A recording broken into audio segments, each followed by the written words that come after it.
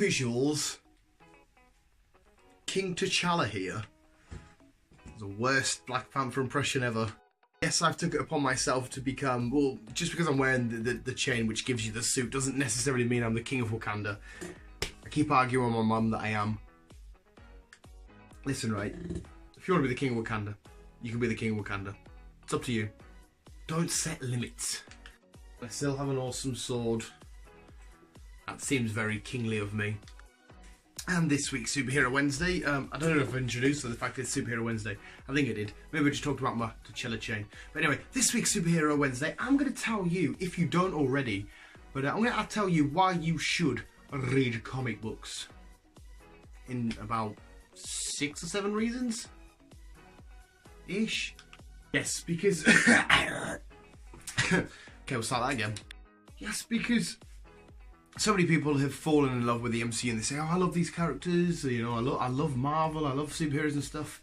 Well, if you love them just based off the films and the MCU and stuff, you're only going to love them 20 times better by reading the source material, the stuff where they come from, where their history, their character, their backstories, everything about them came from. So, if you don't already, here's why you should read comic books. You get more of an in-depth, better look at some of your favourite characters. Say your favourite character from the MCU, whatever it is, Thor. You want to know more about Thor, the history, the lore, where he come from, his true, real origin, the shenanigans that he's been up to. What better way to do it than picking up a comic book on Thor and just reading all about it, see what really went down, see if you can find any similarities that have happened from the film, looking out for the Easter eggs that appear to him and stuff throughout the films and shit. It's a great way to get a more in-depth look and a better touch at your favourite character. I don't want to say better story, but a more in-depth story.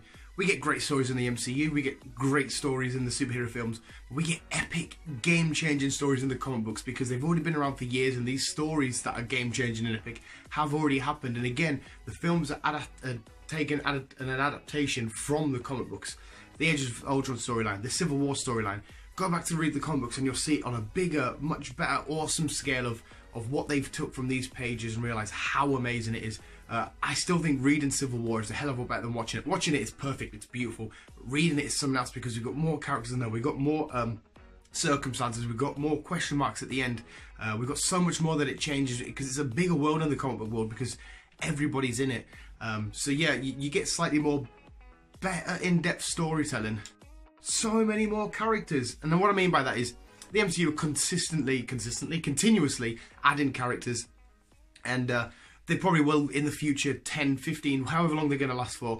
We may get X-Men, we may get Fantastic Four stuff, but we're already at this point in comic books. We have been for years. If you want to see the X-Men versus the Avengers, it's already happened. I've got the pictures downstairs. If you want to see the Fantastic Four causing some shenanigans with this Spider-Man, with the Black Panther, with whoever the hell you want, it's already there, it's already done. So if you don't want to wait for the big screen to have the on-screen appearance of Wolverine and Captain America side by side, go read it. You can pick it up, you can see it now, and the visual of it is just beautiful. Them standing side by side or against each other, which has happened, is class.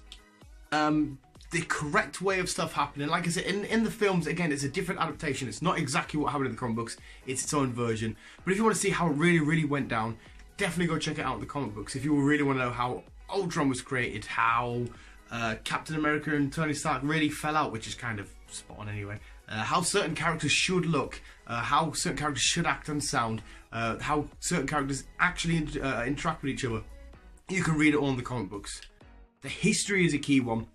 You don't think you're going to get every last little detail of what's happened for Iron Man or what's happened for Hulk in the films. I don't think it's ever going to happen, but you can go back and you can read it. You could choose any arc you want. You can even read it all digitally and go through what really happened throughout the history, the different changes when the Hulk was grey and stuff, big old mob boss and all this kind of stuff. When the Hulk was trying not to turn the banner and it said, "You don't make me happy, you won't like it when I'm happy." All this kind of shenanigans that you never realise and would realise that's ever happened because it's from the comic books. That's another great reason. I think just the last major point is it's the original content. It's where it really happened. Again, this is not me mocking the MCU whatsoever. The MCU is perfect. It's beautiful. It's amazing. It's its own version. But if you want to know how it all truly started and where it all really came from and how all the little bits connected the first time the Avengers met on the pages, the first time Spider-Man swung in, I mean, you're going to have to read them ones digitally and stuff. You're never getting your hands on some of these issues. But it's all there, how it all really formed and come together, and where this spark of what it was decades ago to how big and much of a powerhouse it is now. It's there. You can check it out in black and white and colours. It's not all in black and white. And check it all out for yourself. The history, where it came from. It's the original content. So yeah, there was just a few reasons as to why you should read comic books. Again, you don't have to. If you just appreciate the Avengers because you love cinema and you just love watching films, and this happened to be a bunch of films you love watching, that's completely fine. Don't listen to this fucking retard trying to be T'Challa and be like, well, I don't want to read comics. Maybe you just hate reading full stop and you'd rather sit watch them. That's absolutely fine. I just think for all these people that say now that they love Marvel and stuff and they love all this superhero shit only because of the films, well, I think if you love it because of the films, you're going to love it that much better if you read the comic books and you go through all these details of the lore and the history and all that kind of stuff that I've already said.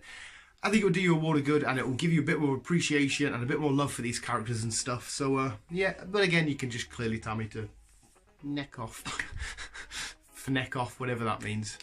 Visuals, I've been Dan. I have a sword. I am never going to be the king of Wakanda. I've put that limit above my head. I'm never getting anywhere with that. But you've always, as always, have been awesome. Visuals, thank you so much for watching. Keep being you and keep on web slinging on. Oh, you're still here. Well, hope you enjoyed that video of visuals, and if you do want some more visual guy cracks and randomness, see what we're up to, definitely go check out our Instagram, Facebook, and Twitters. Apart from that,